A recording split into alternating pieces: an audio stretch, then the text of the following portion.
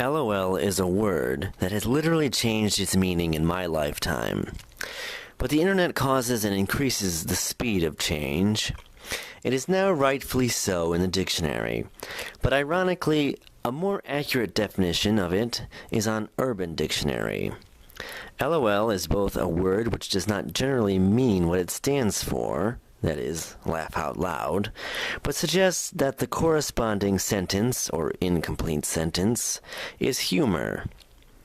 It also, I would suggest, that it is a punctuation mark. At least it most closely resembles a punctuation mark, much like the question mark, as the question mark can redefine the sentence it is attached to. LOL is used very frequently in this manner. But what does it mean as a punctuation mark? It renders what would just be an objective statement subjective. It allows the statement the ability to be pliable. It allows it to be interpreted in different ways. It allows it to be interpreted later on in a different way. Personally, it can cause me unease, as it is much like the Dali painting, The Persistence of Memory, which is an image of clocks, which are the artifacts of objective truth, hard and consistent, softening and losing shape. The fact that LOL makes the sentence pliable is both a benefit and a con. If one is irritated by it, it is most likely that it is overused. Why did LOL form? It should be noted that LOL is generally not used in verbal communication or in a writing or typing that has a tradition of length, like emails, literature, or love letters. It is used and developed by IM and text communication. It is here we must put these two things in opposition to each other and realize what makes text communication different from the others. We must admit that in lengthy writing, things are very much thought out and explained thoroughly in length and contemplation. This does not generally occur in verbal communication or in the old IM or the new text communication.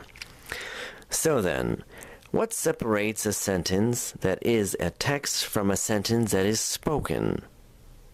Not perceiving the person, and perhaps more importantly, time. When you speak, it fades rapidly into time. The text stays fixed in time. The text is right there, lingering alone, unmoving. Much of the anxiety in speech is removed from the existence of how quickly the verbal utterance evaporates into space and time. The anxiety of the other judging the statement. Nothing can be done to remove the anxiety in the text.